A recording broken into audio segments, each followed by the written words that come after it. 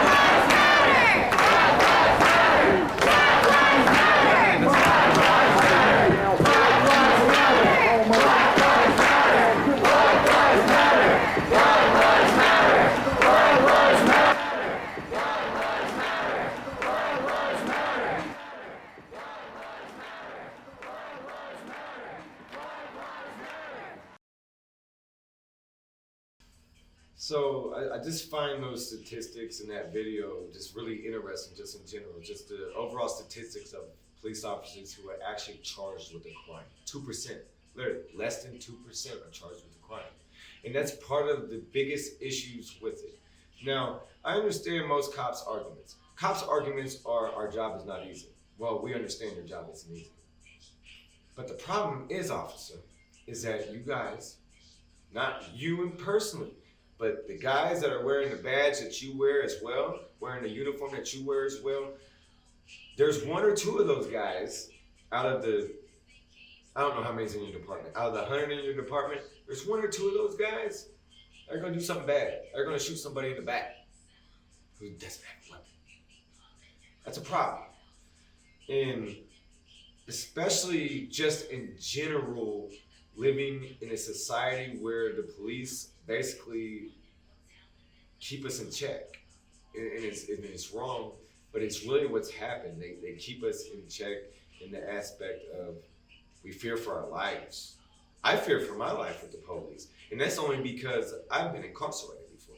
If I, Not because I'm white, but because I've been incarcerated.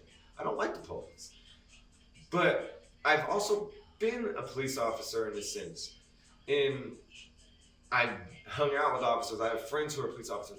Not all of them are the same. They're not all the same.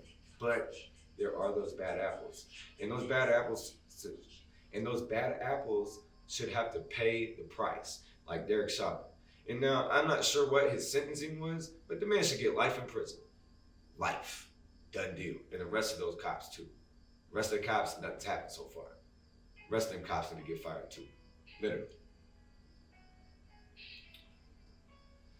Next up, so in 2014, I did a paper, my first semester at Ivy Tech, and I did a paper on juveniles serving life without parole. And I thought this topic was huge, and I remember bringing it to the professor, and he was like, "Why did you want to do this? Are you trying to be an attorney or something?" I was like, "No, it just really interests me." Because juveniles serving life without parole, think about that. At 15 years old, you can serve a life sentence for something that you don't even have to personally do. Put it like this. At 15 years old, you and your buddy can go rob a gas station. Rob the gas station, and your buddy shoots the clerk. You didn't shoot the clerk, but your buddy did. And you ran out and you dipped, and that was that. And y'all get caught. You're getting charged with the same thing your buddy's getting charged with. It's just what it is. It's what happens, and that happens a lot. The overall statistics on how many kids that have been in prison since they were 14 years old and now in their 40s, 50s, 60s is absurd, insane, and sad. And it also shows you how individuals they can't afford attorneys at all. They just can't. They don't have the money to. I mean, you guys all saw it, the Khalid Browder story. I saw that story when it first came out. I saw it on a documentary. It wasn't even on TV. And I remember watching, or actually it was on TV, it was on A&E. And it was about Jay-Z, and me and my dad sat there and watched it. The first thing my dad said is, "Why isn't Jay-Z helping this man?" Yeah, Jay-Z is making a story off of this guy, but he's not helping him. And the Khalid Browder story in general is just sad in general. And I just feel like as a public, we need to be more mindful of the fact that our kids can serve life sentences just like we can. And our kids need to understand that. Especially now, I feel like kids are getting reckless. I mean, look at the crime stats. A lot of these stats, kids are dying. Teenagers, they're kids, dying before they even get to college, before they even graduate high school. Hell, they may not even have made it to freshman year yet. Some kids don't even make it to junior high school yet here in Indianapolis. They're dying playing video games in the house. It's sad. And we just need to be better in general. I don't know really what I'm trying to say. All I'm really trying to say is just a general form right now, and we just need to be better. So I'm gonna get a little off the rails real quick. So word on the street, it is Sunday, y'all. So later this afternoon, Floyd Mayweather is fighting Logan Paul in an exhibition boxing match. According to Floyd Mayweather, he has made over $30 million already off of this fight, literally. And if you don't know who Floyd is, I don't know what you've ever done in your life, but if you don't know who Floyd Mayweather is, he is the greatest boxer of all time. I mean, literally, he's undefeated. You can call yourself the greatest boxer of all time if you are undefeated. 54-0, something like that. Never been beat. And Logan Paul, the dumbass YouTuber who goes to forests and videotapes people hanging themselves in trees, is finally going to get the justice. See what I did there? The justice he deserves and get his ass beat. So I just wanted to give a quick shout out to Floyd, and I hope he beats Logan's ass tonight.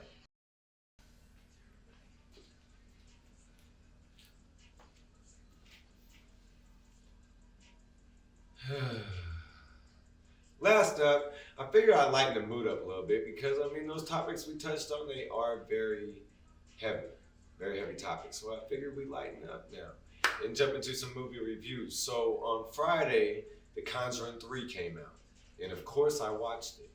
And I figured, let's do a movie. And I figured, what better way to explain it than just do a quick movie review?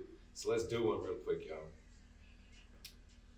So, The Conjuring 3. I'm gonna tell y'all why I watched it. Conjuring 1, Conjuring 2, I thought they were both boring. I thought they were both dull. I thought that the first two, the only reason I watched it was because of Patrick Wilson, honestly, and the wife in it. I can't remember her name off the top of my head right now. But Patrick Wilson and the wife. And literally, those are the only reasons I watched the movie, and the only reason I really could sit through 20 minutes of it, right? You know what I mean? So I went into this one thinking, well, the first two were PG-13. That's why they were boring. PG-13, boring. So horror movies should never be PG-13. Unless it's like a shark movie like Deep Blue Sea, and it's got to be played on TBS or something like that, I get it. But when it comes to horror, PG-13, it just doesn't cut it for me. So this one though, Conjuring 3, it is rated R. So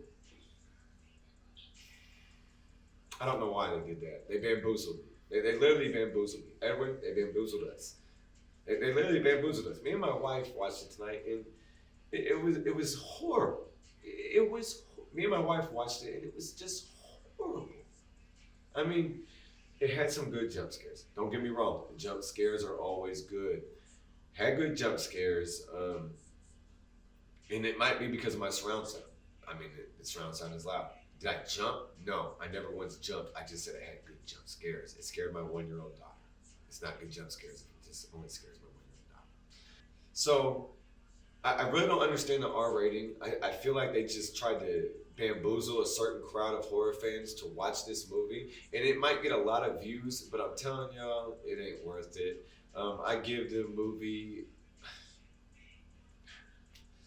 I mean, I don't want to be too harsh, but I give Conjuring 3 a 3.1, and I only give it for Patrick Wilson and the wife. That's literally the only reason why. My respect for the actors, because it was garbage. It really was garbage. It was almost on the level of Willy Wonderland to me. It wasn't B horror though. Don't get me wrong, it wasn't B horror, but it was just garbage. I felt like the acting was there, just the story gets confusing. Some of the actors they have in the film, I got confused on who they were. I was like, I thought that was her daughter. Oh, I thought that was. I was so confused at a certain point. I just turned it off at an hour and 5 minutes. Thank y'all for watching The Dreamer's Corner. It was a great episode today. We jumped into some justice, heavy topics, but I feel like we got somewhere. And I hope y'all like, subscribe, share, and comment. I hope also y'all look back and think about the things that I talked about earlier in the episode as well. Please don't forget to like, subscribe, share, comment. Before I get out of here, I like to end things with a quote. There are no limits to what you can accomplish except the limits that you place on your own thinking. Brian Tracy. Until next time, y'all.